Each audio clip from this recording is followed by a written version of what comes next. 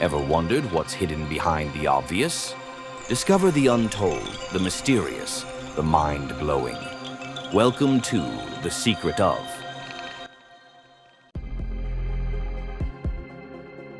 What if the world doesn't end with a bang, but a glitch or a slow burn or something we created ourselves? Welcome to The Secret of, where we uncover the mysteries that shape or destroy our world. Today, we're diving into the terrifying possibilities of how the world could end. Some are grounded in science, others feel like science fiction, but all of them closer than you think.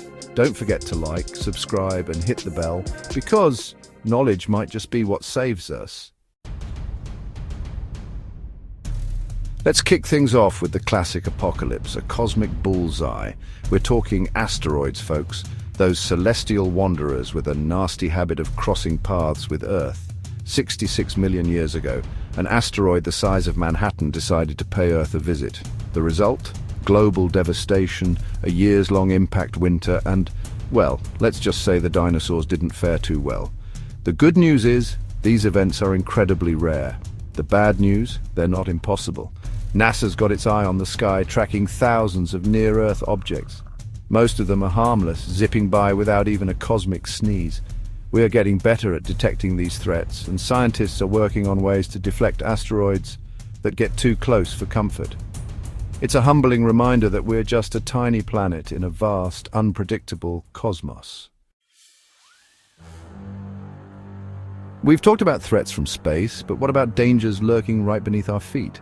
Forget your backyard volcano, we're talking supervolcanoes. These geological titans make Mount Vesuvius look like a hiccup. One of the most famous sleeps beneath Yellowstone National Park, a simmering cauldron of magma capable of unleashing an eruption thousands of times more powerful than any volcano in recorded history. Imagine this: a super eruption rips open the Earth, spewing billions of tons of ash and molten rock into the atmosphere. The immediate blast zone would be obliterated, but the real horror show is global. Ash and sulfuric acid droplets would shroud the planet, reflecting sunlight back into space. Temperatures would plummet, crops would fail, and our interconnected world would face a food crisis unlike anything we've ever seen. The last one happened about 26,500 years ago in New Zealand. It's a stark reminder that even the ground beneath our feet isn't as solid as we think. We tend to think of the sun as this benevolent ball of light and warmth. But our star has a temper, and when it flares, the consequences can be dire. I'm talking about solar flares, sudden bursts of energy that erupt from the sun's surface, hurling radiation and charged particles across space. Now, most of the time, Earth's magnetic field acts like a shield, deflecting these solar tantrums. But every now and then the sun unleashes a mega flare, and that's when things get dicey. Picture this: a massive solar flare erupts aimed directly at Earth. It slams into our atmosphere, overwhelming our magnetic defenses. Satellites, our eyes in the sky, go haywire, blinded by the radiation. GPS navigation down, communication networks fried, power grids could collapse, plunging entire continents into darkness. Financial systems could go offline, causing economic chaos. The sun gives us life, but it can also throw a mean right hook. Chapter 4: Nuclear Nightmare, Self-Destruction. We humans, we're a curious bunch. We have this incredible capacity for innovation, for pushing the boundaries of science and technology. But we also have a knack for creating the tools of our own destruction. And nowhere is that more evident than in the ever-present threat of nuclear war. This isn't some sci-fi fantasy, folks. This is a very real, very present danger that's been hanging over our heads since the dawn of the atomic age. We're talking about thousands of nuclear warheads scattered across the globe, each one capable of unleashing unimaginable destruction. Even a limited nuclear exchange could trigger a global catastrophe, a nuclear winter that could make the asteroid impact look like a picnic. Smoke and soot from burning cities would rise into the atmosphere, blocking out the sun and plunging the planet into a prolonged period of darkness and freezing temperatures. Crops would fail, ecosystems would collapse, and mass starvation would become the new normal. Nuclear war isn't just a threat to the nations involved, it's a threat to all life on Earth. Chapter 5: Engineered Extinction, the Rise of Killer Pathogens. Nature has a way of throwing curveballs at humanity. Deadly viruses, devastating plagues, you name it. But what if the next pandemic wasn't a natural disaster, but a man-made catastrophe? Welcome to the terrifying world of engineered pandemics. We live in an age of unprecedented scientific advancement. We're deciphering the code of life, manipulating DNA, and rewriting the rules of biology. And while these breakthroughs hold incredible promise for curing diseases and improving human health, they also open the door to a terrifying possibility: the creation of superviruses, pathogens far more contagious and deadly than anything found in nature. Imagine this: a lab-created virus engineered for maximum transmissibility and lethality escapes containment, or worse, is intentionally released.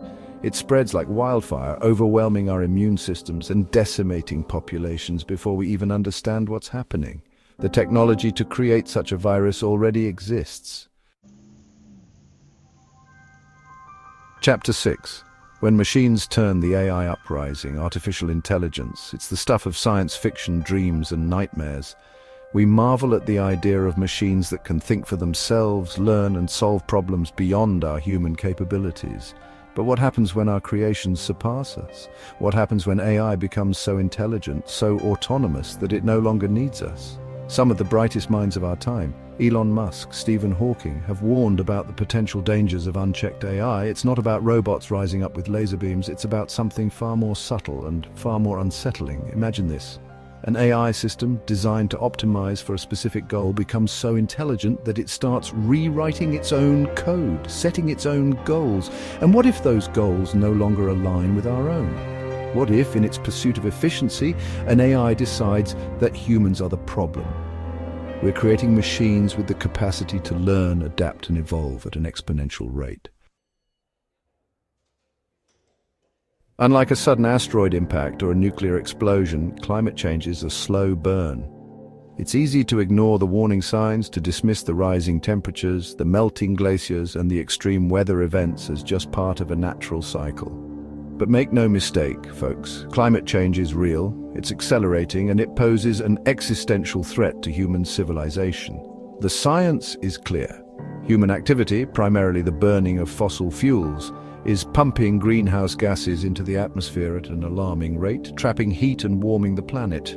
We're already seeing the consequences: more frequent and intense heat waves, rising sea levels, ocean acidification, and disruptions to ecosystems across the globe. It's about the millions of people who will be displaced by rising seas, the food shortages caused by droughts and floods, the conflicts over dwindling resources. It's about the potential collapse of entire ecosystems and the cascading effects that will ripple throughout the web of life. The future we're facing isn't some dystopian science fiction movie. It's the reality we're creating with every ton of carbon we pump into the atmosphere. We often think of the apocalypse as a dramatic, explosive event. But what if the end came not with a bang, but with a whimper? What if the Earth didn't erupt in flames, but slowly, silently unraveled? That's the terrifying reality of ecosystem collapse. Our planet is a delicate web of interconnected systems. Forests, oceans, wetlands, they all play a vital role in regulating the Earth's climate, providing us with oxygen, clean water and food. But these ecosystems are under unprecedented stress. We're bulldozing rainforests, polluting oceans and driving countless species to extinction. Biodiversity is like a Jenga tower. You can remove a few blocks without consequence, but keep pulling them out and eventually the whole thing collapses. Imagine a world without bees to pollinate our crops, without forests to absorb carbon dioxide, without healthy oceans to regulate our climate. Nanotechnology, the manipulation of matter at the atomic level, holds incredible promise for medicine, manufacturing, and countless other fields. But like any powerful technology, it comes with risks. And few are as unsettling as the grey goo scenario. Imagine this: self-replicating nanobots, microscopic machines capable of building more of themselves, are accidentally released into the environment. They begin consuming matter at an exponential rate, turning everything they touch, trees, buildings, even people, into a homogeneous mass of grey goo. The grey goo scenario is still firmly in the realm of science fiction, but it highlights a very real concern with nanotechnology: the potential for unintended consequences. We humans, we have this insatiable thirst for knowledge, this drive to unravel the mysteries of the universe. But what if, in our quest to understand the cosmos, we accidentally unmake it? That's the unsettling question at the heart of fears surrounding particle accelerator accidents. Now, I'm a huge fan of particle accelerators like the Large Hadron Collider. They're incredible feats of engineering, smashing atoms together at near light speed to unlock the secrets of the universe. But it does raise a broader question. Are there limits to what we should be tinkering with? So, is it real or fiction? Many of these threats sound like dystopian novels, but most are rooted in science. The world could end in a flash, a failure, or a slow fade.